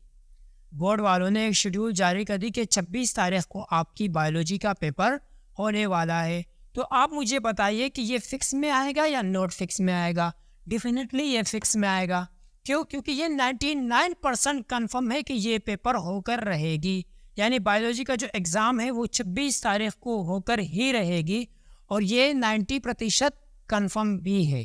ठीक है, 99% फिक्स से मुराद मेरा हरगिज़ ये मतलब नहीं होता कि 100%। इससे मुराद ये होता है कि अगर कोई बात 99% कन्फर्म हो तो उसको हम फिक्स कह सकते हैं। अदरवाइज़ 1% में कुछ भी हो सकता है, बारिश हो सकता है, पोस्टपोन हो सकती है, कुछ भी हो सकता है। तो आप कुछ बच्चे बनाते हैं कुछ सवालात तो उसके लिए जवाब मिल गया 1% में, वो सब कुछ आ जाते हैं। नोट फिक्स से मुराद ये कि आप दोस्तों ने प्लान बनाया कि इससे आने वाले संडे को हम जाएंगे किसी जगह पिकनिक। अब इस बात की क्या गारंटी है कि आप सब जाएंगे? क्या पता एंड में दो दोस्त निकल गया है कि हमें नहीं जाना। मान लो प्लान बनाया नारायण का आगान की और निकल आते हैं एंड में 2 दोस्त और उसी रात को निकल आएंगे जिस सुबह आप निकलने वाले होंगे। तो ये आता है नोट फिक्स में, क्योंकि इस बात की कोई भी गारंटी नहीं होती और ना ही कोई दे सकता है। अगर आप में से कोई होगा आपके दोस्तों में तो वो भी नहीं दे सकेगा। कभी कभार तो ये होता है कि जो दोस्त सबसे ज़्यादा कोशिश करता है जाने की वही दोस्त रह जाता है। होता है, हमारे साथ भी, आप लोगों के साथ भी शायद हुआ हो। तो यही था कॉन्सेप्ट, सिंपल सा कॉन्सेप्ट था लेकिन इम्पोर्टेंट था। इस वजह से मैंने इसको इम्पोर्टेंट समझा और आपको बता दिया। और यहाँ पे यूजेस होते हैं ख़त्म। अब इसके जो क्वेश्चंस थे जो मैंने आपको दिखाए थे वो डिस्कस करेंगे तो आपको ये और भी अच्छी तरीके से क्लियर हो जाएगा। बेटा अभी हमने पढ़ा कि ऐसे एक्शंस जो फिक्स हो फ्यूचर में तो उसमें हम सिंपल प्रेजेंट टेंस अप्लाई कर सकते हैं। फिक्स से मुराद के 99% कन्फर्म हो कि वो एक्शंस फ्यूचर में होके रहेंगे। तो इस कॉन्सेप्ट को समझने के बाद वही क्वेश्चंस मैंने आपके सामने फिर लाए हैं जो पहले मैंने आपको दिखाए थे। अब आपके दिमाग खुद बता रहेंगे कि इसमें क्या एरर है और कौन सा सेंटेंस क्यों सही है। तो चलते हैं पहले सेंटेंस की तरफ। पहले सेंटेंस में मैंने आपको बताया था कि कोई एरर नहीं है। क्यों? क्योंकि अभी हमने पढ़ा कि ऐसा एक्शन यानी ऐसा काम जो फ्यूचर में बिल्कुल 99% कन्फर्म हो। 100% कुछ भी नहीं होता, 99% कन्फर्म हो कि ये होकर रहेगा। तो आप मुझे बताइए कि the PM gives a speech tomorrow. अगर कल को PM स्पीच करेगा तो ये बहुत टाइम पहले फिक्स हुआ होगा कि PM इस टाइम इस जगह पे स्पीच दे रहा होगा और उसके लिए बहुत सारी तैयारियां की जाती हैं। मैं आपको एक आसान सा एग्जांपल देता हूँ। मान लो कि इमरान खान प्राइम मिनिस्टर है। मान लो अगर वो प्राइम मिनिस्टर भी नहीं तब भी मान लो कि वो एक 10 तारीख को स्पीच देने वाला है। अब इस बात की कितनी % गारंटी है कि वो 10 तारीख को स्पीच देगा? आप मुझे बताइए कि वो कितनी। इस बात की मैं आपको कहता हूँ कि 100% है। वैसे अगर कुछ हो गया तो 99% तो कन्फर्म है कि इमरान खान ज़रूर आएगा स्पीच देने। अगर यहाँ पे Imran Khan gives a speech tomorrow, Imran Khan gives a speech tomorrow तो ये तब भी सही होगा। ऐसा काम जो 100% फिक्स हो वैसे ही उसमें हम सिंपल प्रेजेंट का स्ट्रक्चर भी अप्लाई कर सकते हैं। और इस सेंटेंस में भी आप देखिए, ये सेंटेंस में भी, इस सेंटेंस में मैंने आपको कहा था कि ये भी सही है क्योंकि हम ऐसे एक्शन में दोनों स्ट्रक्चर अप्लाई कर सकते हैं। यहाँ पे फ्यूचर का स्ट्रक्चर अप्लाई हुआ है और ये भी बिल्कुल करेक्ट है 100%। दूसरे सेंटेंस में भी मैंने आपको बताया था कि कोई एरर नहीं है। The match between Pakistan and India starts at 6 in the evening. आप मुझे बताइए कि पाकिस्तान और इंडिया का मैच हो, इस बात की कितनी कंफर्मेशन है कि ये होकर रहेगी। अब इन दोनों टीमों के दरमियान मैं तो सबसे पहले आपको ये बता दूं कि इन दोनों टीमों के दरमियान सिर्फ मैचेस होते हैं टूर्नामेंट्स में। या तो वर्ल्ड कप होगा, या तो एशिया कप होगा, या तो चैंपियंस ट्रॉफी होगी। इसके दौरान इसके मैचेस होते हैं। अदरवाइज इनकी सीरीज भी नहीं होती। पहले होती थी वो अलग बात है, लेकिन अब नहीं होती। वो नहीं होती, वो आप सबको पता है। लेकिन अगर कोई सीरीज होता बंदा सोच सकता था कि हाँ किसी वजह से कैंसिल हो सकती है। अब टूर्नामेंट्स के मैच, वर्ल्ड कप के मैच है तो ये तो 100% है कि ये होकर रहेगी। अदरवाइज अगर कोई बारिश वगैरह हो जाए तो उसकी वजह से रुक सकती है, बाकी ये रुकने का नाम नहीं लेगी, ये मैच होकर रहेगी। और ये आपको भी पता है। इस वजह से इसमें सिंपल प्रेजेंट का स्ट्रक्चर बिल्कुल सही है, कोई एरर नहीं। यहाँ पे अगर सिंपल फ्यूचर का स्ट्रक्चर होता तब भी सही है और ऐसे भी सही है। माई फादर रिटायर्स ऑन 21 जनवरी। इस सेंटेंस में भी मैंने बताया था कि कोई एरर नहीं है। उसकी रीज़न भी यही है कि अगर मान लो कोई बंदा रिटायर होता है तो उसे 5-6 साल पहले पता होता है कि मैं इस तारीख को रिटायर होकर रहूँगा। तो आप मुझे बताइए कि कैसे इसमें भी आगे पीछे थोड़ा बहुत हो सकता है। मतलब ऐसा नहीं है कि 21st 100% है, 99% हो सकता है। ये 1% चांस तो हर जगह होती है कि ना हो। मान लो कोई ऐसी घटना आ गई कि उसकी वजह से ना हो सका, लेकिन 99% कन्फर्म है कि इस डेट को वो रिटायर होकर रहेगा। The school will reopen in अगस्त। अब इस बात की तो 100% गारंटी है। कुछ स्टूडेंट्स तो कहेंगे कि सर 100 नहीं 110% गारंटी है कि हाँ स्कूल तो अगस्त में ओपन होके रहेगी। मुझे बाकी सुबह का नहीं पता, लेकिन कराची में ये होता है कि जून जुलाई की छुट्टियाँ दी जाती है गर्मियों में। जून जुलाई की छुट्टियाँ दी जाती है गर्मियों में और स्कूल ओपन होते हैं अगस्त में। मेरे हिसाब से पंजाब और KPK में भी यही होगा, लेकिन वहाँ पे शायद छुट्टियाँ कम दे रहे हो। कराची में तो ये होता है कि जून जुलाई की छुट्टियाँ दी जाती है क्योंकि गर्मी बहुत ज़्यादा होती है और अगस्त में स्कूल ओपन होते हैं। कभी 1 अगस्त को होती है, कभी 5 अगस्त को होती है, कभी 15 अगस्त को होती है। लेकिन जो तारीख वो बताते हैं तो वो 100% कन्फर्म होती है, उसमें आगे पीछे फिर नहीं होता। हाँ वो अलग बात है कि ये भी मैंने आपको पहले बताया था, फिक्स से मुराद 99% है। 1% कुछ भी हो सकता है, 1% कुछ भी हो सकता है। वो क्यों? आप कुछ बच्चे कहेंगे कि सर कोरोना के टाइम पे तो कुछ अलग हुआ था। बेटा वो 1% में आता है, वो हर बार नहीं होता, वो हुआ था एक दफ़ा। अब आगे भी कुछ ऐसे काम हो सकते हैं कि उसकी वजह से स्कूल ओपन ना हो या कुछ और हो जाए, तो हो सकता है, लेकिन 99% तो कन्फर्म है कि स्कूल ओपन होगा। अब ये सेंटेंस मैंने आपको बताया था कि ये गलत है। अब आपने कॉन्सेप्ट सीख लिया, आपको खुद भी पता लग गया होगा कि ये क्यों गलत है। I buy a car next year. अब क्या पता मैं नेक्स्ट ईयर कार नहीं लूँ, अब मैं जेट खरीदूँ, मेरी मर्जी। हाँ मैं चेंज हो जाए, मेरा माइंड चेंज हो जाए इस बात की। मैं खुद बोल रहा हूँ, मैं खुद गारंटी नहीं दे सकता, तो कोई और मेरे बारे में क्या गारंटी देगा? सीधी बात है। I buy a car next year, ये गलत है। क्यों? यहाँ पे सिंपल प्रेजेंट का स्ट्रक्चर अप्लाई नहीं हो सकता। उसकी रीज़न ये है कि ये 99 तो दूर की बात है, ये 50% भी फिक्स नहीं है। अगले साल कुछ भी हो सकता है, मतलब कुछ भी हो सकता है। यहाँ पे आई विल आएगा। अब ये सेंटेंस बिल्कुल सही हो गया। ऐसे एक्शंस जो फिक्स नहीं होते उसमें हम सिर्फ सिंपल फ्यूचर का टेंस अप्लाई कर सकते हैं, और ऐसा एक्शंस जो फिक्स होते हैं उसमें हम दोनों अप्लाई कर सकते हैं। अगर ये फिक्स होता तो ये पहले भी सही होता और अब भी सही होता, वैसे अब तो सही है। She goes to college tomorrow. इस सेंटेंस को समझाने से पहले मैं आपको एक ऐसे आपकी बचपन की याद दिलाता हूँ। अगर आपके बचपन में आपके क्लास में एक दोस्त होता था जो हर रोज़ स्कूल आता, सही है। एक दिन उसने कहा कि आप अपना बुक या रजिस्टर मुझे दें, मैं उससे पढ़ता हूँ या काम लिख के आपको वापस कर दूंगा। वो हर रोज़ स्कूल आता था और आपको 100% यकीन था कि ये कल स्कूल आएगा। लेकिन जैसे ही उसने आपका रजिस्टर लिया, उसने भी आपको कहा कि हाँ मैं कल 100% स्कूल आऊँगा, और आपने कहा कि हाँ ये वैसे भी आता है, ये कल भी आएगा। लेकिन कल आपने क्या देखा कि वो स्कूल नहीं आया, और ये आपके साथ ज़रूर हुआ होगा, ठीक है। हमारे साथ तो बहुत हुआ है, अगर आपके साथ हुआ हो तो। She goes to college tomorrow, ये एक्शन भी फिक्स नहीं है। क्या गारंटी है कि वो कल कॉलेज जाएगी? उसके साथ सुबह कुछ भी हो सकता है, बीमार हो सकती है, इसकी वजह से बीमार तो 1% में आता है फिर, लेकिन कुछ भी हो सकती है, उसकी माइंड चेंज हो सकती है, इसकी कोई गारंटी नहीं है। इस वजह से ये करेक्ट नहीं है। यहाँ पे गोज नहीं आएगा, यहाँ पे आएगा विल और गो। अब ये सही हो गया। The PM will give a speech tomorrow, तो हो गया। My father will retire on 21st January। इसकी और इसकी कॉन्सेप्ट बिल्कुल सेम है, और इसकी और इसकी कॉन्सेप्ट भी सेम है, सही है। तो ये हो गए, ये हमारे आखिरी यूज़ थी सिंपल प्रेजेंट टेंस के हैबिट का। सिंपल प्रेजेंट टेंस के आखिरी यूज़ था, और इसके बाद जो यूजेस आपको इम्पोर्टेंट लगते हैं इसके अलावा तो आपको किसी बुक से पढ़ लीजिए।